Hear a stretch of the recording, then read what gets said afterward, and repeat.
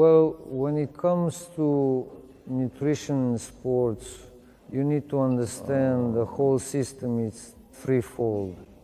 That is, your nutrition depends on your routine. Your routine depends on your medical condition.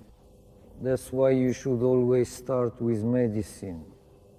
So if you want to do boxing, you shouldn't just get a medical checkup, but a full medical examination with all the tests. And here you need a very competent consultation with a sports doctor who on the one hand can help you properly establish your routine, because your body needs to get used to a regimen. That is what time you get up, wash up, have breakfast, lunch, and so on and so forth. In other words, you need to have perfect order in everything so that your body knows exactly when it is training and when it is resting. This is very important. Therefore, when it comes to routine, there are certain nuances, because the routine includes a precise schedule for eating. And for each meal, there is a certain set of foods that is necessary for a boxer to always stay fueled and strong. That is protein diets, vegetables, fruits, you need to eat everything. But that doesn't mean just anything and everything. Let me explain, for example, just how individual this approach is. Because every person has their own kind of adaptation. So, for example, if someone is from the Far East, it's simply easier for them, their body digests fish better than, say, meat. If you take someone from Central Asia, for example, where people simply can't live without lamb, it will be harder for them to eat fish. That's why, for example, my diet, my personal diet would be fundamentally different from someone else's diet.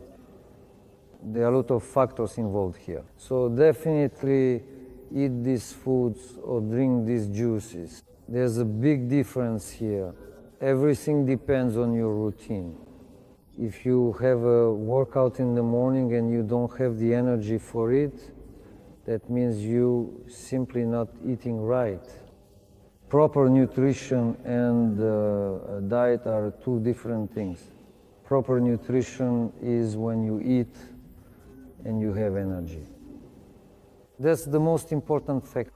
In other words, you eat exactly those foods that give you energy, that strengthen your bones, your tendons in short, all those things that are most likely to get injured. Why should you pay attention to medicine? Because if you're training to your absolute limits, as they say, if you're on the national team, for example, and you have no other choice, then you absolutely need to know. Every 3 months you should be getting tests and checkups, first of all, to avoid harming your health. Secondly, there's another factor. If you approach sports intelligently, you actually increase your capacity. In other words, you should genuinely be getting stronger. And this precise calculation, which helps you organize your schedule, your routine, and your training of this is interconnected. Then there's the moment before competitions when boys very often start cutting weight. I've cut weight myself, I've gone through it many times. Let me say right away, it's a bad idea. In other words, it's better not to get carried away with this because you can seriously harm your health. The thing is, the balance between your weight and your age is unique.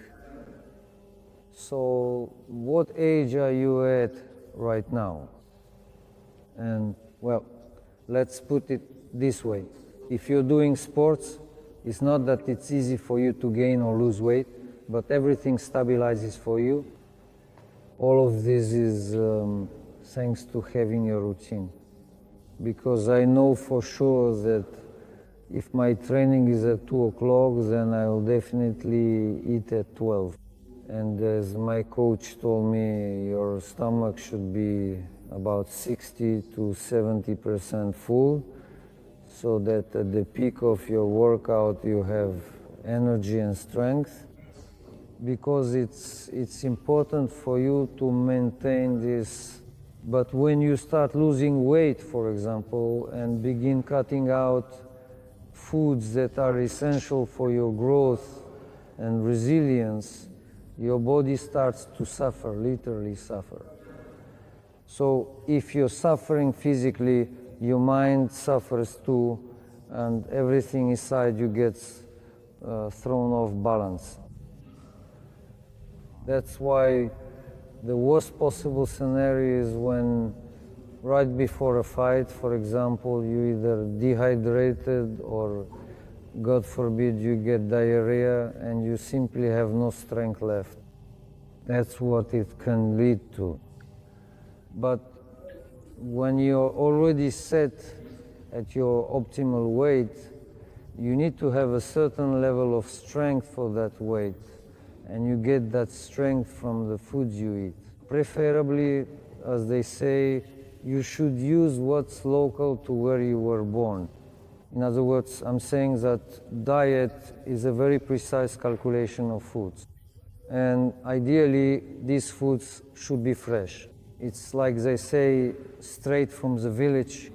That is natural foods, because with powders, no matter what kind of powders you really won't be helping yourself. Yes, if you're only training for, say, 3 or 6 months a year, then yes, that might help you somewhat, because this is the point where most people stop progressing, meaning they can't continue, or how should I put it, they can't train intensely for 3 months or at most 6. That's all there is to it. And a person becomes so depleted that they simply don't understand why. It's all quite simple. I don't have the strength to train. That's it. Once again, I'm telling you, you need to pay attention to proper nutrition. That means you need to eat eggs, and everything else also needs to be very precisely balanced. People watch Rocky and then they start downing 5 eggs at a time, but your body just can't digest that many eggs. It's really, really hard on it. My coach recommended that I drink 1 egg in the morning, but it has to be a farm fresh egg, you know, straight from the chicken, not one of those factory eggs you buy at the store, who knows what's in those. A fresh egg. So you drink 1 egg and you already have some energy. Cottage cheese is a must, aspic is a must, and vegetables are a must. That is foods that are sources of vitamin C. So a variety of products. Fish is a must. Moreover, both fatty fish and, well, let's say tuna are drier fish. But tuna, you see, is high in protein. Exactly. You should eat red fish because it contains a lot of essential fats, which are needed, including for the brain. Proper water consumption is also important.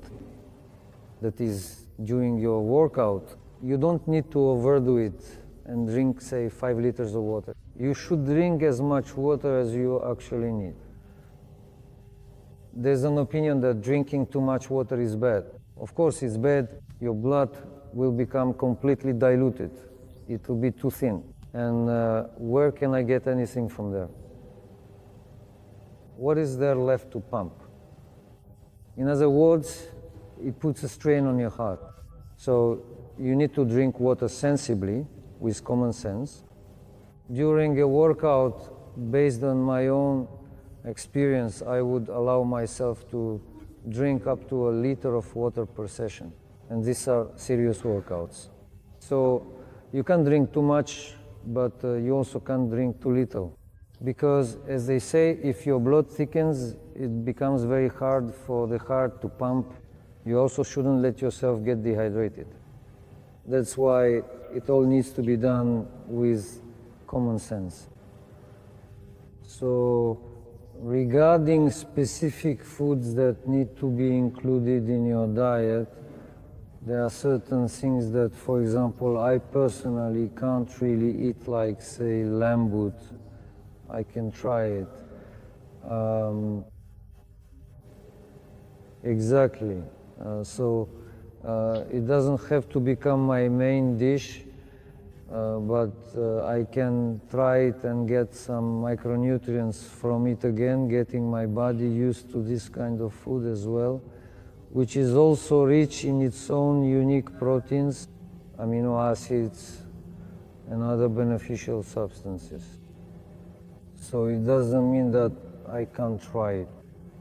It's important, how should I put it, to do small experiments. The more variety of foods you have that actually give you real strength, because if you just come and stuff yourself with buns, right, you won't get any strength from that. You need to approach this wisely. And what will help you here, first of all, is having precise knowledge of your own resources from a medical standpoint and accurate calculations. As a rule, athletes who are on a regimen have 5 or 6 meals a day. Everything is specified down to the smallest detail, how much cottage cheese they eat, how many eggs they consume, white poultry meat, veal, and so on and so forth. Everything is carefully thought out, and there's nothing unnecessary. Because, as I said before, the more intense your regimen, the more abundant and powerful your nutrition needs to be. When you go into the off-season, like for me, during the off-season I can eat just once a day. That's a different routine. Everything shifts for me, mindset changes, and my body adjusts as well. I don't need much, but as soon as I switch to a sports regimen, I know exactly what I'm eating. That's very important. It's a key point. Your routine must also include sleep. How much do you sleep? Do you take naps during the day? If you're following a regimen, you should definitely schedule a daytime nap to make sure you get proper rest and don't ruin your health. So all of these factors are considered together. There isn't a single one-size-fits-all solution. These solutions are always being sought out. It's a whole team of very smart people working together. Doctors, coaches, nutritionists, and psychologists. It's serious work. So if you're just following a routine like coming home after work, it's a bit easier for you, because you definitely need to eat before your workout and definitely eat after your workout. If you have just one workout, it's simple math. You're required to eat once before and once after. So that means you're obligated to eat twice.